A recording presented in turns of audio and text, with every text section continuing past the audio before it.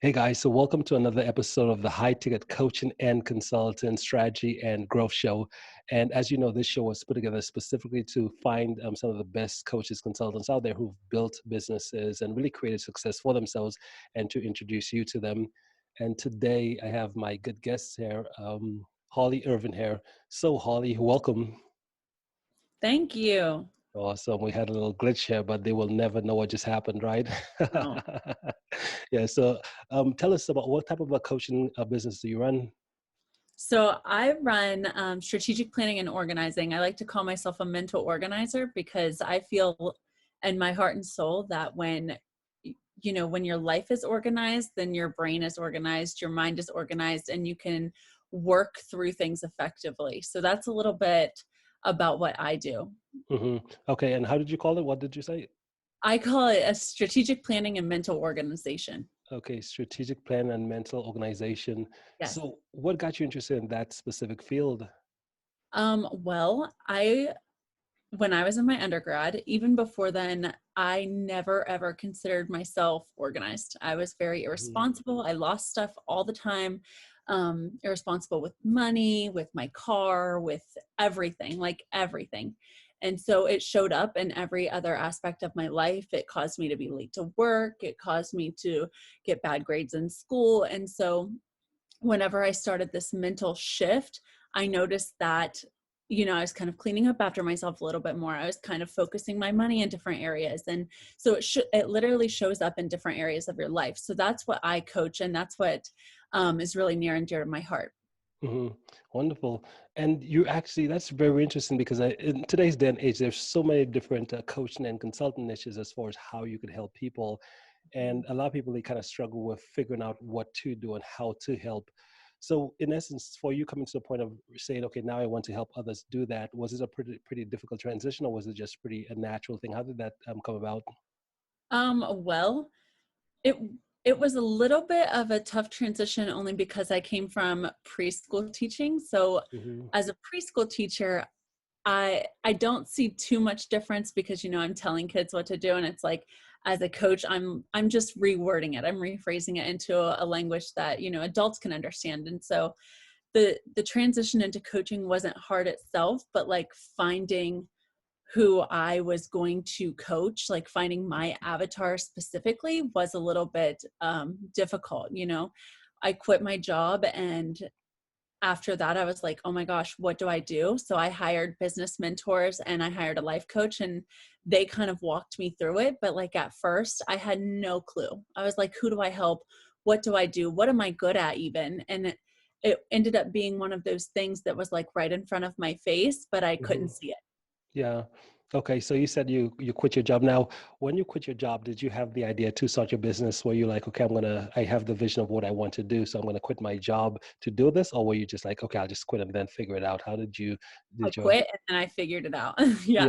Yeah. Yeah. I had no idea. Like I just knew that I didn't want to continue living in a place where I didn't necessarily see myself in the future. Like I I just feel like I still have so much life to live, and what's the point of I wasn't miserable, but what's the point in complaining about something when I can control it and I can change it? So I just decided to quit and figure it out along the way. And so that's exactly what I did. I jumped and the net kind of appeared. Yeah.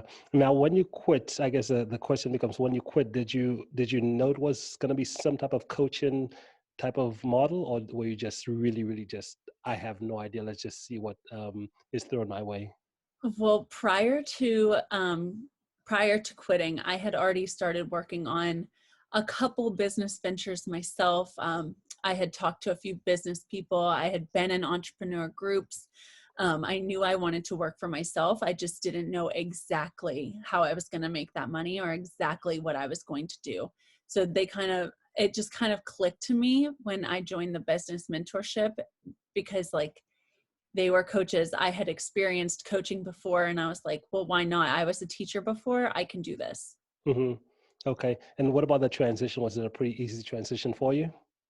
Not the easiest. I still consider myself transitioning. Like I'm not exactly like I feel like I'm constantly transitioning. Like I'm not exactly where I want to be, but I feel like that point of where I want to be is like ever going. You know what I mean? Hmm. So Yeah. for me, I feel like it's definitely a lot more clear now than it was before, but I'm still growing and evolving along the way. I'm still transitioning. Yeah, and that's so powerful to mention because I know when I first started my business, I really thought that there was going to be a day when I arrived. I remember when I hit my first like $100,000 in my business, I was like, man, I have arrived. But then I realized that when this type of industry, especially as an entrepreneur, like there's always another level, always, always, always, and you got to keep growing. And the minute you stop evolving and getting better, the minute you go out of business, right? So it's always a never-ending whole game of improvement. So now, in terms of how you work with your clients, what's the process of working with them? What's your what type of what's your structure for taking them through to help them get results? Well, I have two things right now. I reinvented the passion party. So I call it the passion party, which is a 4-week course, and it Hmm. helps them kind of, if they don't already know their passion, kind of find their passion and go through with it and like reach that goal quicker, right? Because like my job is to cut their time in half. They can realistically, they can find all the information on their own, but when they have that coach, then they have that accountability, then they have that structure in place, then they have all the things that they need, and they can, skyrocket in 4 weeks rather than just take 4 months or 4 years to do so. So I have the passion party, which is a 4-week course, and then I also have one-on-one, which is more like 3 months. And then Hmm. after the 3 months, they can renew if they want to. But it all depends on, at that call, like where they're really struggling and what I can specifically help them with. Because if they Hmm. need a little bit more than a 4-week course, then that would be more so one-on-one. Yeah. Okay. And you said you call it the passion party. Is there any mojitos and mimosas included as I guess there bonuses? could be. It's whatever, it Yeah. depends on what their passion is, their Yeah. perspective. Got you. Got you. So how did you come up with the name, the passion party?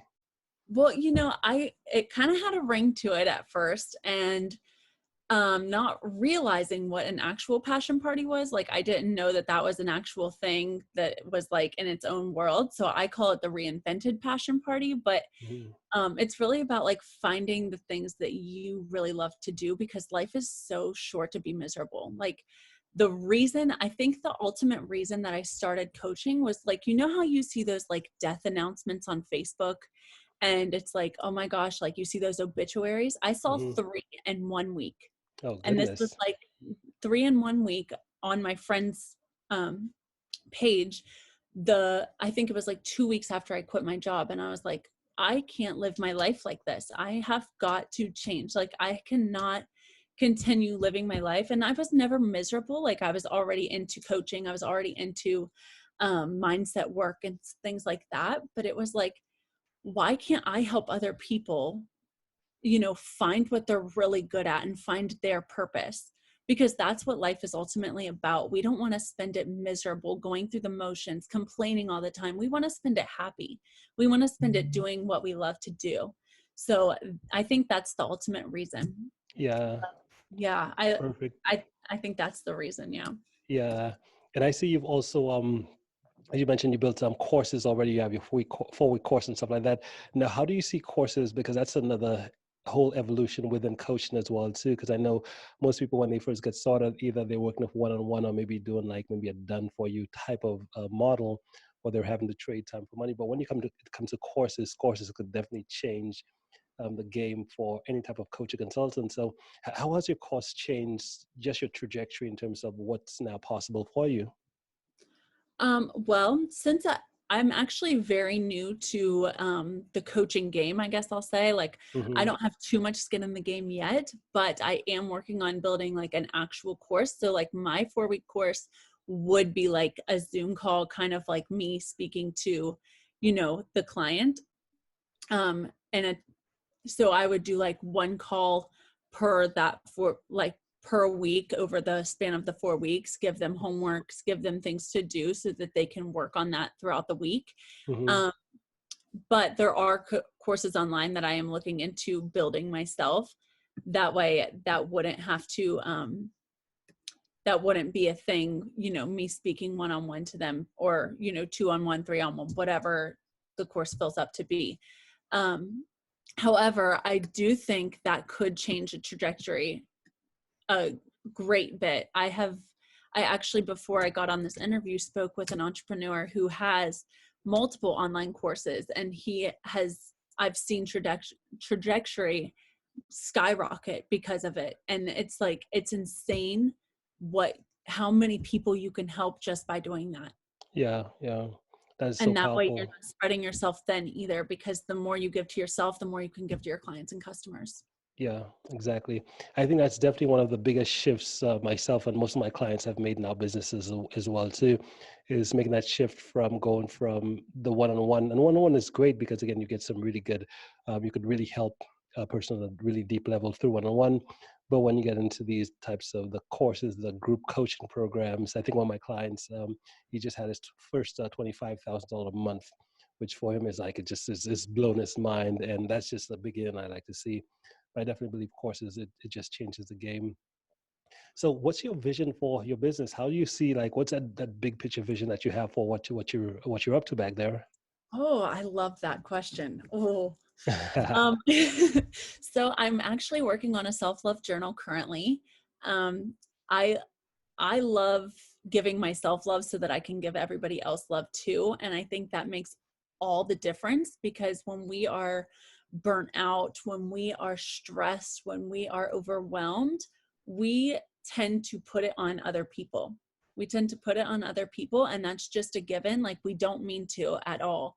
But it's like one of those things where if you don't kind of relax, if you don't like meditate on it, or just even think about it, journal it, write it out, like, it's kind of like one of those things that you kind of put to the back of your head, put in the back of your mind. And so the self-love journal is something that, like, is amazing, because it helps you figure out what you're feeling, how you're feeling about that, and how you can therefore shift it so that you can project that onto other people, because that's what it's ultimately about. And that's how we change the world, is like loving each other for who we are. And Hmm. it's okay to agree, like disagree. Yeah, Yeah. powerful stuff. Yeah. So question becomes so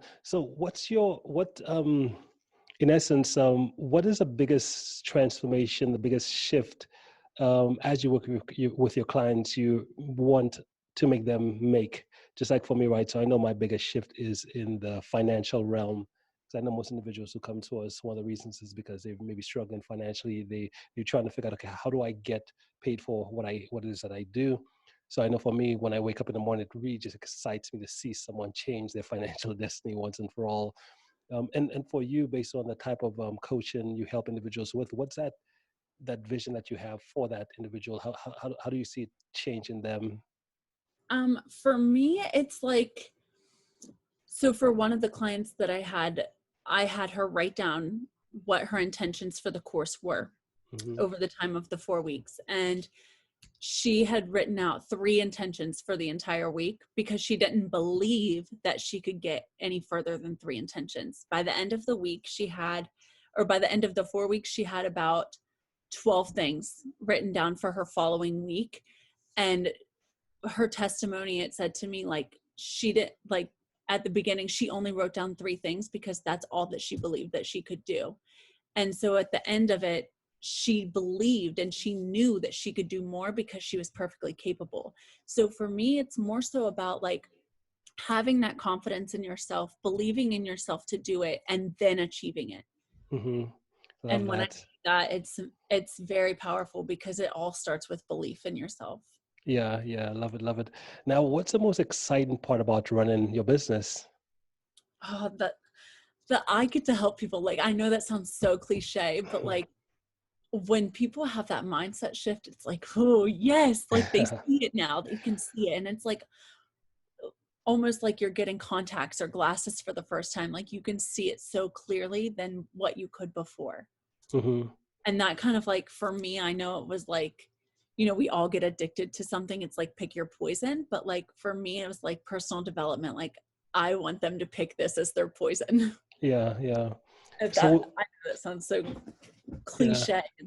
Now, how did you get into personal development in the first place? So how did it start for you?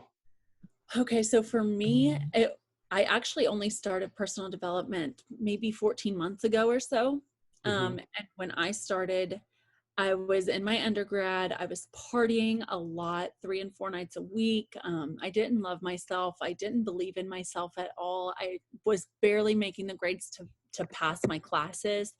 And so, with that being said, it was like a really dark time, and I hit my lowest low.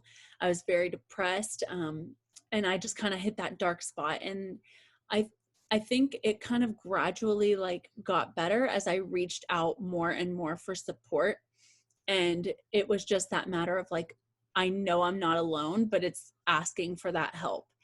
And I actually saw an influencer online that I had followed, and I saw that they were reading books, and I was like, oh, people read books, like this is a thing, this is like people do that. And so I like actually picked up a book and I started reading, and one of the first books that I had read was called 6 Months to Six Figures by Peter, I think, Voogd. I don't Hmm. want to chop that, but I know I just probably did. Peter Voogd, Voogd, whatever.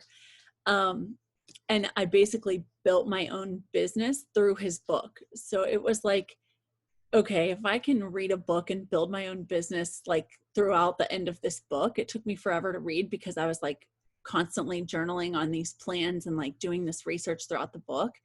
And that was probably what sparked the passion, because I was like, wow, that's really fun. And like, I actually really enjoyed just doing this. And like, oh my God, what else can I do? And so I then started reading another book called Unf Yourself. I don't know if I can cuss on this, but Oh yeah, Unf you can. Yourself. Feel free. Okay. So it's called Unfuck Yourself. And Hmm. from that, I just like skyrocketed. Like I just read these two personal development books.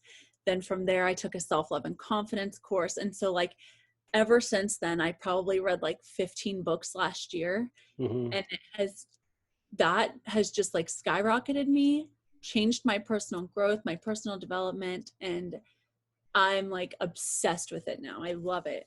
Yeah. Yeah, that's so true as well. So, because I was the same way, because I spent 8 years in the U.S. Marines, and the entire time I was stationed in different places. So my entire 8 years, I really wasn't. I think of the entire 8 years I was in the U.S. Marines, I spent maybe 4 months in the actual U.S., and everything else was in different countries in Brazil, Africa, Abu Dhabi, Japan, all these different places.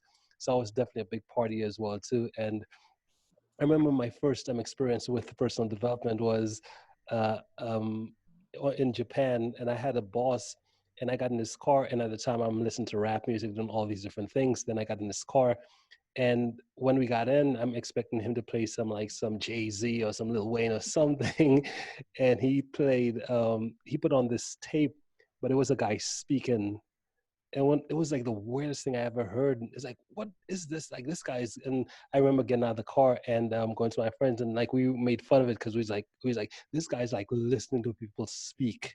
Like how crazy is that? And it was just like the weirdest thing. And it was, but that was actually my first interaction with what personal development was. But for him, in his case, I saw how he was just progressing, progressing, progressing. I was like, there is something going on with this guy, man, because he's just, everyone else seems to be barely getting by, but when it comes to promotions, he's always getting them, and I couldn't figure it out. And I kind of approached him and said, like, what is this? And that's when he kind of gave me this tape. At the time, I had the small iPods back in the day, but he gave me a little tape. He put a little MP3 file on there for me, and I didn't do anything with it for like maybe a year or something. And then I remember moving to the US and spend some time with family, but then realizing there was really nothing to do, so I played that thing, and that was the first experience I had with it. And I was like, this is actually some pretty cool stuff. The program was Eat That Frog by Brian Tracy. That was the Okay. first one. From there, it went into the Tony Robbins, the Wayne Dyers, the Zig Ziglars, and all these different guys. And that world just became real for me, because Like that's a when you domino effect, see like a spiral. exactly. Yeah, Yeah, it just changes everything. So absolutely. yeah. So in essence, what's your how do you face criticism? Because with what you do, especially when you put yourself out there online, you could face criticism, and not you could, but you will. So how do you have you faced any criticism online, and how did you deal with it? That's actually a really good question because it's always in my head. Like every time I post something, I'm like, oh, what's so and so going to think? And then I kind of reframe it to like, what do I think? Who cares what they think? Like this isn't their life. This isn't their trajectory. And like maybe they will change. Maybe I'll influence their change. I don't know, but that's not for me to decide. Mm-hmm. So it's having those subtle shifts because even when I post things on Facebook, I'm like, oh, well, what's my past employer going to think? What are my old coworkers going to think? And then I'm like, who cares? It's not their life. It's not theirs. It's mine to have. It's mine to hold. It's mine to cherish and keep for the rest of ever. And it's not up to them. They have their own life to worry about. So Yeah, that is so powerful because I truly believe that we all have an audience that we're here to affect, especially as coaches and consultants. We have an audience that needs our message. They needed it yesterday. They needed it like 6 months ago. And by the fact, because I know I have a lot of individuals who reach out and they're like, I want to start my business, but the thing is, I'm just afraid of what people are going to say. And there are some who do start their businesses and they're like sitting on the sidelines, just waiting, not putting themselves out there. And it takes them so long. And my whole theory is that, hey, there's people who need what you have to offer, that advice, that knowledge that you have. They needed it like last year. And if you don't show up today, if you don't show up as your best self and not really care about the people who don't care about what you got, but the ones who do, if you show up and serve them and let them be the only goalpost as far as how you measure success, I think you'll do way better because number one, you'll show up every single day and you'll provide for them. And number two, you won't let the critics, whatever they say, affect you and take you off your A game. So that's so powerful that you shared that. Yeah. Okay. I was Uh, just going to say, yeah, I was just going to say like, business wise, it's not about me. It's about my effect onto others and what I can help them accomplish in their own journey. But in the sense of criticism, you know, that's that's probably where they need a coach or consultant the most, right? Because, mhm. you know, it's it is powerful because that tells you that they have something going on. Yeah. Yeah. There's definitely some type of internal thing there. Yes. Yeah, awesome. So, question now becomes out of everything you've learned over the past few years in terms of getting to where you are today, what would you say is that one key skill? I know there's probably a lot of them, but what would you say is that one that helped you get to the level of success you have today? Stop worrying about, like, stop overthinking probably, because that was the one thing I always turned to, is like I would come up with these scripts in my head of like what this person was going to say to me, how they were going to react to a situation, how I was going to react to that situation. And it's like a black hole in my head. And like these things hadn't even happened yet, but I was just overthinking situations. And so when I stopped that over, like I learned to stop overthinking things and just going with my gut and really like putting out how I feel, but with so much love instead of so much hate because I was overthinking it. Like that's what shifted me. Like that's the ultimate thing that changed me. And then I learned to like, and then it was like this domino effect of like, then I had so much self-love and then I had so much confidence because I was setting boundaries and like all of these things. Hmm. Powerful stuff. So, stop overthinking. Yeah, stop overthinking it. Just do it. Yeah, love it. Well, hey, thank you so much. So, I guess what's if someone wanted to reach out to you, what's the best way to get in touch? Yeah, so my main platform right now is Instagram. So it's at Happiness Halls. It used to be Hollywood, but I changed it because Hollywood served me well, but now she's Happiness Halls. So she led me to where I am today. I have it's pretty powerful for me. So that's why I explained my username, but it's at Happiness Halls, and they can just DM me, or I'm starting my own podcast soon too, and that is called the Dream and Beam podcast. Hmm. Perfect, guys. So everything Holly just shared with you here as far as links wise, I'll definitely have it below this video. So if you're watching this, whether it's through the live or the replay, the link should be right below the video just so you could reach out to her and connect. Well, Holly, hey, thank you so much for stopping by. Do you have any final thoughts before we end here? I think that's it. Thank you so much for having me. Awesome. You're welcome. And we shall be in touch. Absolutely. Awesome.